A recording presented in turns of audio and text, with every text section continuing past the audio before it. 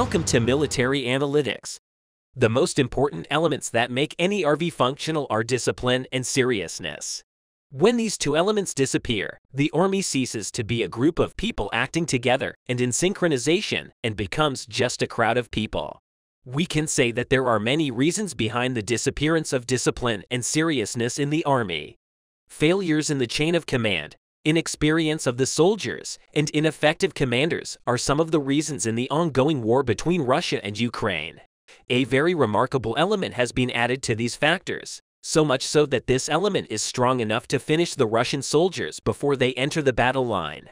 Ukrainian General Sarai reported what happened on the front line for us.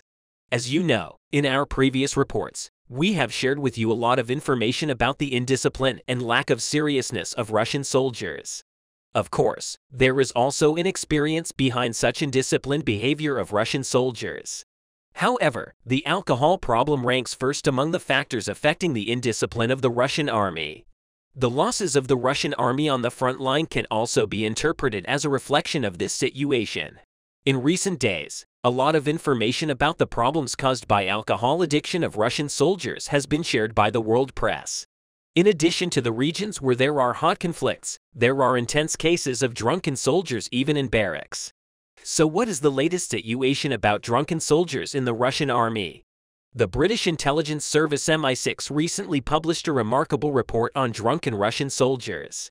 When we examine the data revealed by the report, we see that Russian soldiers are too drunk to fight on the front line. According to the report, more than 200,000 Russians die in just 1 year due to alcohol addiction and accidents caused by drunkenness. According to British intelligence, Russians who come to the front line cannot get rid of their fondness for alcohol and adopt a professional military life. We can access a lot of information about drunken Russian soldiers through local sources. As you know, the war has become quite fierce in recent days, so much so that the war has spread to Moscow, the capital of Russia, and unmanned aerial vehicles have hit the Kremlin palace, the heart of the Russian Federation. Russia is a country that boasts of the success of its air defense systems. However, we see that these boasted air defense systems could not prevent drones from entering Moscow, the capital of Russia. There is a connection between the failure of advanced systems and drunken Russian soldiers. Recently, a Russian Telegram channel, which regularly publishes information about security issues within Russia, claimed that a drunken Russian soldier disabled the air defense system by dropping it into a pit. According to the channel, the 33-year-old Russian soldier took charge of the air defense system while under the influence of alcohol, not noticing the trenches dug for security. The Russian soldier made the air defense system unusable by dropping it into a deep pit. Russia's losses are increasing day by day due to soldiers who fall into alcohol coma and soldiers who die by making moves under the influence of alcohol. Russian authorities are looking for a solution to this.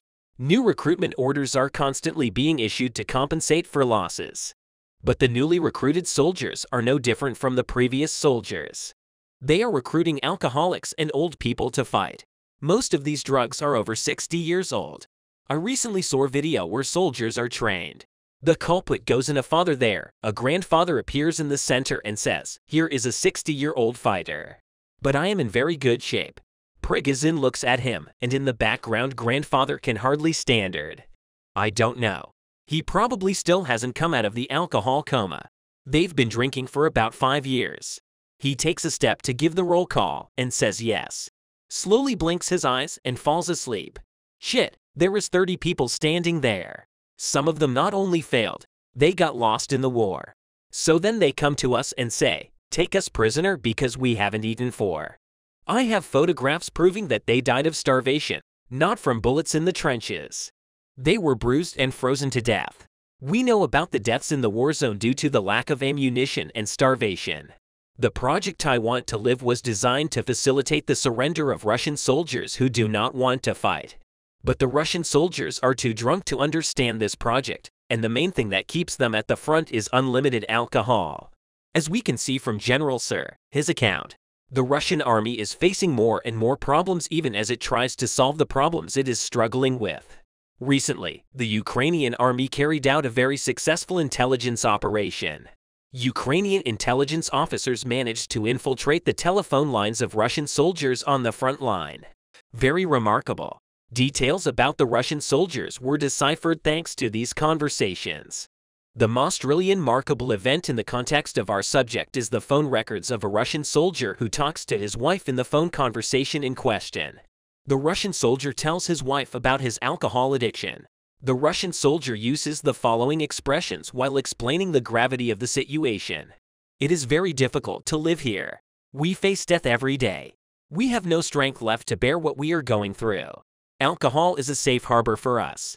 We drink until we get drunk. This makes living here easier for a while. There is another very interesting detail among these phone records. In a telephone conversation between a Russian soldier and his mother, he tells his mother that Russian commanders send soldiers who are afraid of fighting to war by giving them alcohol. Russian commanders are both trying to increase their own prestige by getting Russian soldiers drunk and making efforts to fulfill Putin's desires. Although drunkenness is a temporary solution, as the effects of alcohol thereof, Russian soldiers cannot escape the harsh conditions of the front and the inhuman treatment of their own soldiers by Russian commanders. Therefore, Russian soldiers try not to spend time without getting drunk. Although this relaxes the soldiers individually, it leads to major problems when considered collectively on an army basis. Alcohol addiction is the biggest reason behind the indiscipline and lack of seriousness of the Russian army. What do you think? What do you think the problem of drunken soldiers in the Russian army can lead to? Do you expect the cases of drunken soldiers to increase? How can the problems caused by drunken soldiers be solved? Eastern Europe is experiencing its most critical and dangerous moments since World War II due to the Ukraine-Russian war. The Ukrainian struggle for freedom will determine the future of this strategic area. While most of the world's countries continue to support the Ukrainian army militarily and financially, the Russians are still trying to get as much land as they can from Ukraine. But now the course of the war is determined by the Ukrainians, thanks to the support provided by the USA and Western Europe. So what is the latest situation in Bakhmut, the front line that determined the course of this war and where the most critical and violent clashes took place? What happened last in the city of Bakhmut between Ukrainian and Russian troops? Without wasting any time, let's dive into the latest happenings on this critical front line. Wagner forces recently conducted a series of aggressive offensive operations to break through the Ukrainian defenses in Bakhmut and neutralize the planned Ukrainian counteroffensive. Wagner mercenaries entered the most fortified area in the city center and simultaneously sent a commando group to cross the river and spread to the west of the city to strike the Ukrainian forces from another direction. This commando group, which the Russians sent to the city for support, was quickly neutralized by Ukrainian snipers. It was here that the Russians last made a western advance to reach Makiivka and attack the Ukrainian military reserves without launching an offensive against them.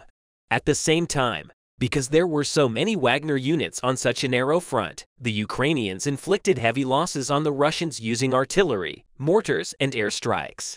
The most recent war reports showed that this tactic employed by Ukrainian forces was working because the Russians could not increase their control in this region.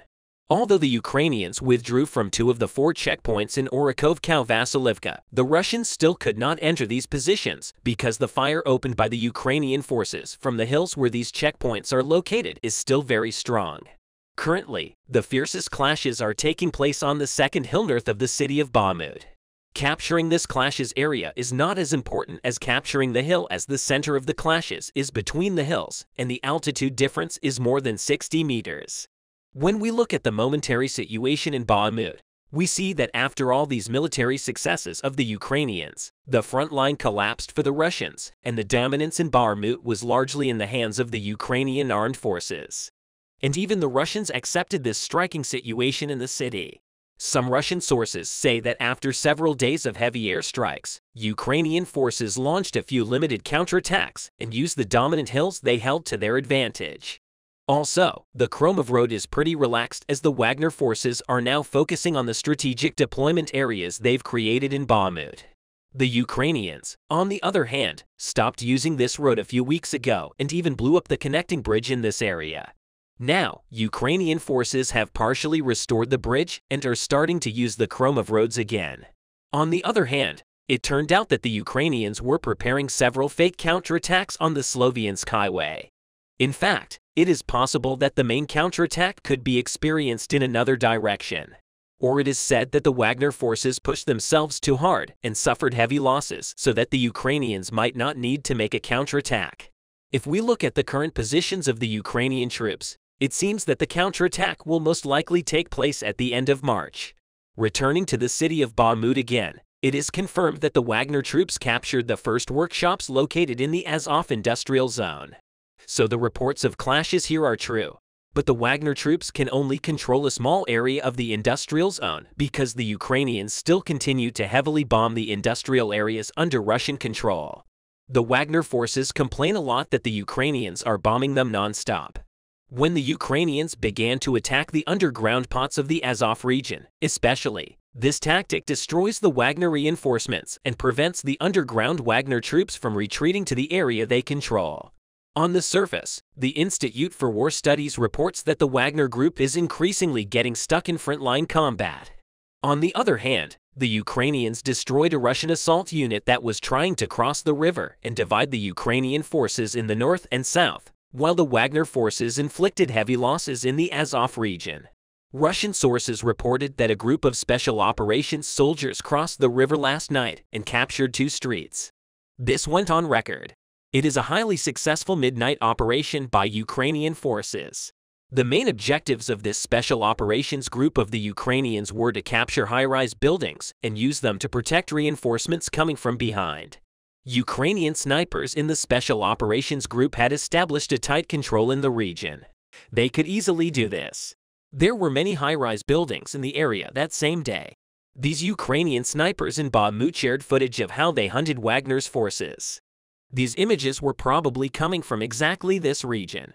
As a result, current reports were reporting that the Russians had lost their bridgeheads at Bakhmut. More importantly, the situation in Bakhmut drastically changed when an elite special operations group inflicted heavy casualties on Wagner troops and the Russian army. But still, the Wagner forces continue their attacks in this area very aggressively. The gamble of the Russian mercenary group here has 2 options. They will either break through the Ukrainian defenses in ASM and quickly capture the city, or they will attack the Ukrainian reserve forces and use their own forces to draw the Ukrainian soldiers in the industrial zone into a positional war. Instead of launching a counterattack, this latest circumstance once again showed that the Ukrainian command prevented the encirclement of Bakhmut, and the Russians' military efforts there were futile. We will see together what will happen in and around Bakhmut in the coming days. But if the Russians continue to insist on Bakhmut and the ASM industrial area, despite the losses of so many soldiers and war equipment, we may soon witness a decisive victory for the Ukrainians in these areas. If the Ukrainians win a clear victory in these areas, not only the Donetsk front lines, but also the residential areas in the Luhansk region, will be at risk for the Russians because the city of Bakhmut, which is called the fortress of the war, is located in such a strategic region that both sides of the war provide support to both the Donetsk and Luhansk front lines from their troops in this city. More than 120,000 soldiers of the Ukrainian armed forces were most recently seen deployed on the front lines in and around Bakhmut. About 70,000 soldiers from the Russian army are actively involved in the Bakhmut front lines. Therefore, the fate of any clashes occurring near the city or on other front lines is almost determined by the situation in Bakhmut. For this reason, Bakhmut, which most war analysts attribute as unimportant, is of great importance for these reasons. Another region that is as important as the Bakhmut front line in this war is described as the Crimean Peninsula. Everyone thinks that the latest situation in these 2 strategic regions will change the course of the Ukraine war. In fact, the opinions expressed on this subject are quite logical. The reason for this is that the victorious side in Bakhmut will direct the ground offensive operations, and the victorious side in the Crimea will seize the strategic center. Which side will achieve a decisive victory will become much clearer over time. Tensions between Ukraine and Russia are increasing day by day as the conflicts intensify in the east of Ukraine. The surprise attacks of the Ukrainian armed forces against the Crimea are shaking the Kremlin. Explosions took place in the Belbek airport area outside the temporarily occupied city of Sevastopol in Crimea. Russian air defense systems deployed at Belbek airport in Sevastopol were activated during the day and explosion sounds were heard afterwards.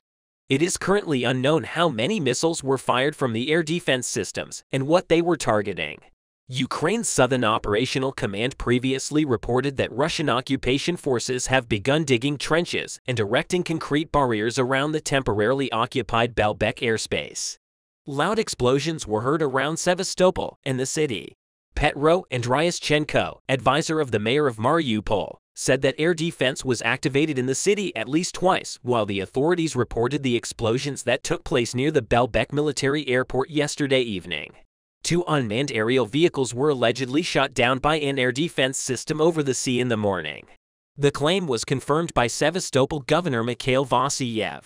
Vasilyev says that this morning air defense systems shot down 2 unmanned aerial vehicles over the sea in the Belbek region, while the Ukrainian armed forces struck Crimea. Russian troops instead bombed the city of Nikopol, located opposite Zaporizhzhia in eastern Ukraine, damaging homes, a gas pipeline, and the power grid. There was a lot of enemy bombardment in the Nikopol area last night. He, head of the Dnipropetrovsk Regional Military Administration, Valentin Reznichenko, says that the Russians hit the center of the district with heavy artillery. The eastern region of Crimea has been shaken by unexplained explosions in Ukraine's latest attack on the annexed region. According to the footage, Russian air defense struggled to intercept what appeared to be missiles in the Nozarovsky area of Crimea. Early on weekends, local officials shared the video showing Russian defenses failing to hit the area with bombs while claiming that multiple Ukrainian missiles hit targets in the Crimea. Footage of the incident showed that defensive missiles were constantly being fired at approaching missiles. After about 15 seconds of continuous fire, a loud explosion can be seen as one missile appears to have hit the other. In other images, defensive shells appears to be fired in random directions as Russian forces struggle to block a successful hit. It is unclear whether the explosion was defensive fire hitting Russia's own missiles or an offensive strike. Sevastopol is a vital port city for Russia from the deployed Russian Black Sea Fleet responsible for bombarding critical energy infrastructure across Ukraine. It is also the only hot water port Russia has access to. Siberian ports freeze for up to 4 months each year due to harsh conditions. This is very important for Russia's ability to export goods all year round as a truce YouTube channel. All of our findings are created by the work and analysis of our field warfare expert team based on official US, UK, Russian, and Ukrainian Defense Ministry data and independent analysis and monitoring sources. When provost and rallies began in Kiev 2014, the speed with which Russia annexed Crimea and the extent to which its armed forces have strengthened its land corridor over Crimea since the Ukrainian liberation of the southern port city of Kherson. Sevastopol, for Russia's influence on the global stage, is an indication of its importance.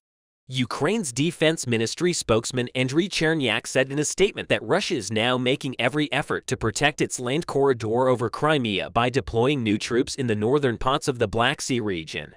And Vishnyak says that Russians are losing, therefore realizing that they will have to conduct combat operations on these lines. They create defensive structures where they can. Their idea was to seize Donetsk Oblast on the coast of the Sea of Azov, and their plan was also to cut off Ukraine from the Black Sea. However, Russia could not implement any plan in Ukraine. Chernyak said that the land corridor just above Crimea was definitely not safe, given both the desire of the Ukrainian forces to retake it and the weapons supply currently provided to them by the West. We are witnessing an operational pause as both sides in the conflict regroup, re-equip, and reroute. The winter weather is currently not conducive to intense combat and is difficult for people and machinery. Still, early in the new year, we are likely to see some return to the battle of maneuvers provided by the frozen ground. This may only be short-term as spring of roaches. Soon the ground will soften again, placing restrictions on terrain movement depending on location. The Russians were stopped at the beginning of the invasion when, by Western European standards, a relatively small number of vehicles that strayed on asphalt roads got bogged down in soft soil and became easy targets for predatory Ukrainian anti-tank guns. The same scenario can be repeated. I think there will also be an ongoing emphasis on urban warfare, or, as it used to be called, conflicts in residential areas compared to World War II. For example, there are relatively few soldiers on the ground, too few soldiers to serve on a permanent front line. Therefore, it is likely to see a continuation of what is called the settlement war, where towns and villages are fortified and fought over, and the intervening areas are areas of patrols and minor skirmishes. It is also predicted that there will be some big offensive moves as the year progresses. The real question is which side will emerge from the traps first. Experts are sure that according to the way things are going at the moment, it will be Ukrainians. Russia appears to be struggling to reform its largely destroyed formations and to unite its new recruits and returning reservists to form competent professional units. So it is thought that Ukraine will be in the best position for the first attack, provided that it continues to support the West with weapons and other materials to ensure that the West continues its efforts. Here the West, especially the USA, should be brought to the fore. And what Ukrainian President Zelensky has wanted for a considerable time, namely modern aircraft and air defense systems missiles such as the US ATACMS with a range of about 300 kilometers, should be met by the West. These can really change the balance in terms of strategy. The most likely scenario is that Ukraine will attempt to mount a major offensive from Zaporizhia southward, hitting the shores of the Black Sea to Melitopol and beyond, thus cutting off Russia's supply route to Kherson Oblast and recapturing Crimea. Success here would allow them to move west and rally Russian forces to the left bank of the Dnipro River without having to make a difficult and risky offensive crossing through the waterway. Once this is accomplished, Crimea is in many ways at their mercy as Russian military bases there come within range of precision strikes from HIMARS and GMLRS missile systems, and Russian positions may become untenable. In addition, if the Ukrainians can once again bend or destroy the currently repaired Kerch Bridge, then the course of the war will change permanently in favor of Ukraine. Russia has lost about 116,950 soldiers in Ukraine since the start of the war, including 870 soldiers in the last day. In addition, the Ukrainian army has 3,124 main battle tanks of the Russian army, 6,226 armored combat vehicles, 2,109 artillery systems, 443, multiple rocket launchers, 220, air defense systems, 286 warplanes, 276 helicopters, 1872, operational and tactical level unmanned aerial vehicles, 749 cruise missiles. It destroyed 17 warships, cut 4,884 trucks and tankers, and 188 special equipment. After all, what goes around comes around.